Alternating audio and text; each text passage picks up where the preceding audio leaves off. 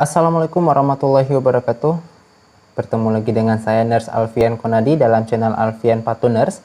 Kali ini kita akan membahas soal-soal keperawatan, kategori legal etik keperawatan.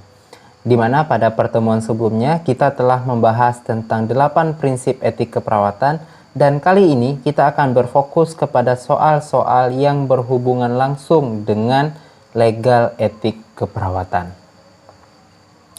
Kita masuk ke soal-soalnya.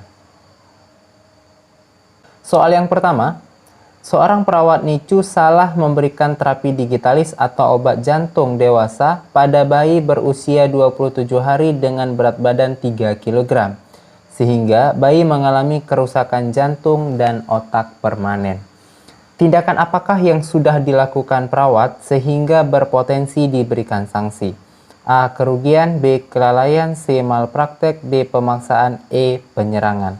Oke, teman-teman, pada kasus ini terdapat dua kata kunci. Yang pertama adanya kesalahan, yaitu salah memberikan terapi obat. Kedua, adanya kerusakan jantung dan otak secara permanen. Kita lihat pembahasan. Kerugian adalah hilangnya kesempatan untuk memperoleh keuntungan. Kelalaian adalah sikap kurang hati-hati dan ketelitian di mana sikap tersebut dihindari orang lain. Malpraktek adalah sebuah tindakan atas dasar kelalaian yang menyebabkan kerusakan atau kerugian bagi kesehatan atau kehidupan pasien. Pemaksaan adalah seseorang mengiring secara paksa terhadap seseorang lainnya untuk melakukan atau tidak melakukan suatu perbuatan. Sedangkan penyerangan adalah perbuatan menyerang dan penyerbuan.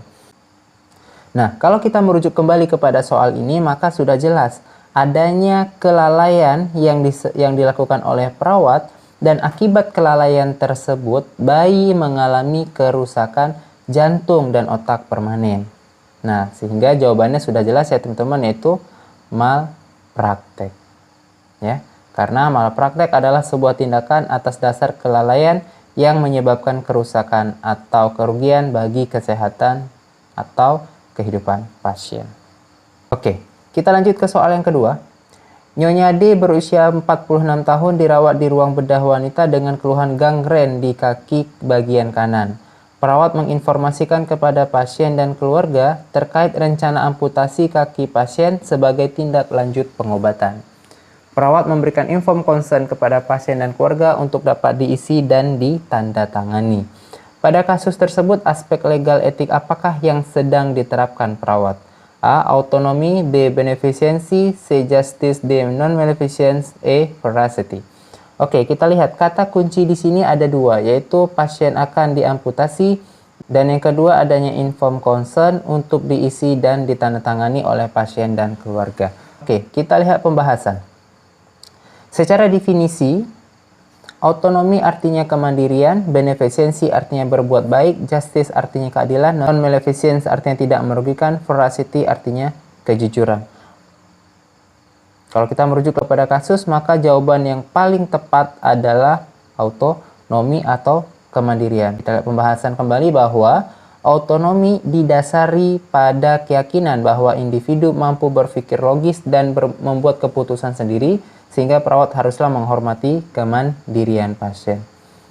Merujuk kembali kepada kasus, ya, di sini perawat memberikan atau memfasilitasi inform consent dengan tujuan pasien berhak menentukan apakah dia mau diamputasi atau tidak diamputasi.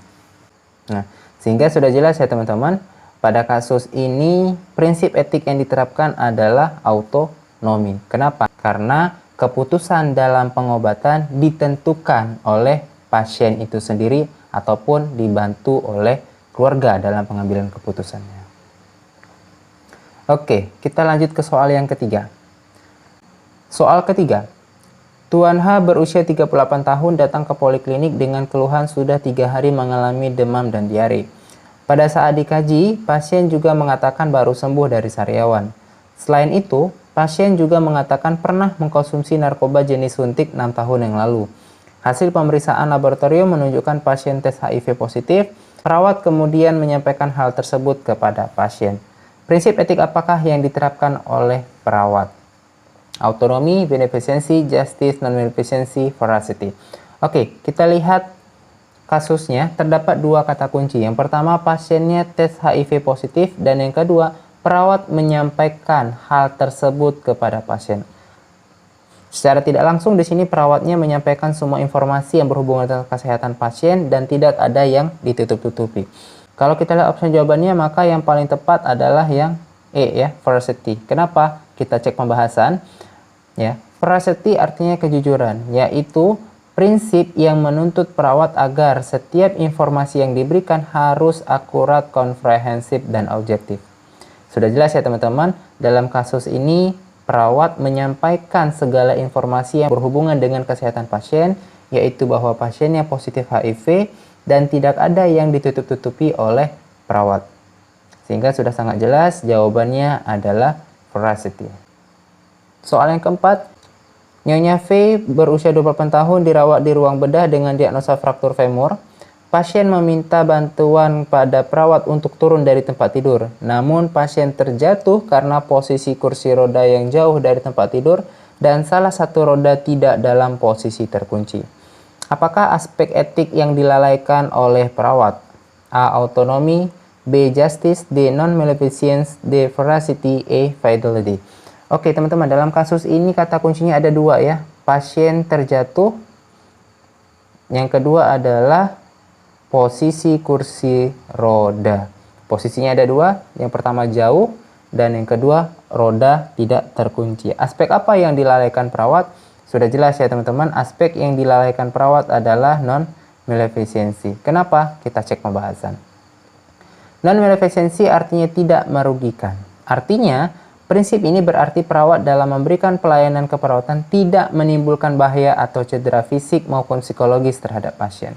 Kalau kita kembali kepada kasus, di sini sudah jelas ya, akibat kelalaian perawat yang memposisikan kursi roda terlalu jauh dari tempat tidur pasien dan roda tidak terkunci menyebabkan pasien terjatuh.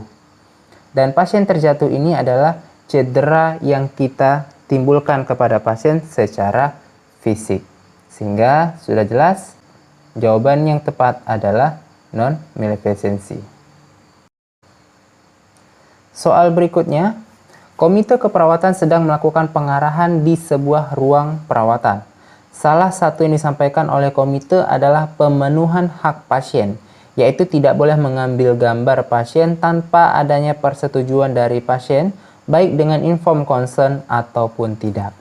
Apakah prinsip etik yang diterapkan dalam contoh tersebut? A. Autonomi, B. Beneficence, C. Justice, D. Veracity, E. Confidentiality.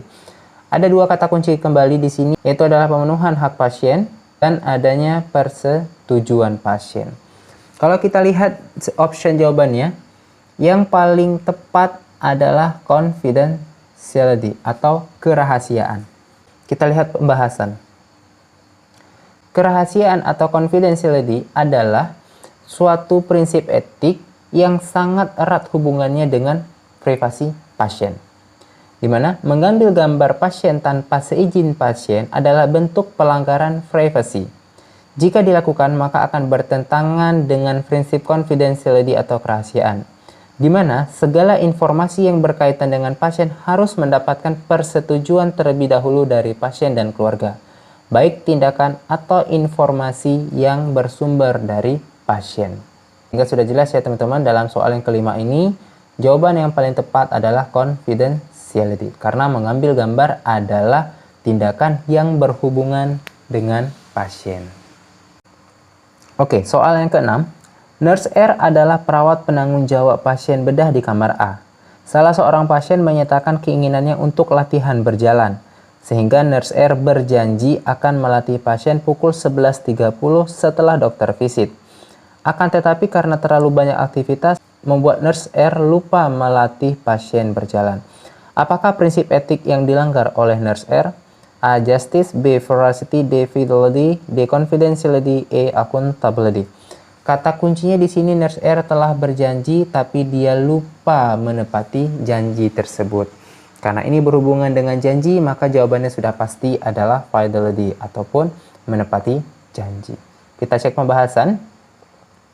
Menepati janji adalah suatu prinsip etik yang harus diterapkan oleh perawat. Kenapa? Karena perawat harus memiliki komitmen menepati janji profesi dan menerapkannya dalam melakukan pelayanan keperawatan. Sehingga sudah jelas ya teman-teman, dalam kasus ini prinsip etik yang dilanggar oleh perawat adalah fidelity. Kenapa? Karena perawat telah berjanji untuk melatih pasien berjalan pukul 11.30, tetapi perawat lupa akan janji tersebut untuk melatih pasien berjalan. Sudah jelas ya teman-teman, jawabannya adalah fidelity atau menepati janji. Oke, demikian saja pembahasan kita kali ini. Semoga apa yang telah kita diskusikan mendapatkan manfaat dan keberkahan. Jangan lupa untuk di-subscribe channel ini, like video ini, berikan komentar yang positif, dan sebarkan video ini kepada teman-teman kita yang lain, agar teman sejawat juga mendapatkan informasi yang sama dengan apa yang telah kita dapatkan pada kesempatan kali ini. Terima kasih, sampai jumpa. Assalamualaikum warahmatullahi wabarakatuh.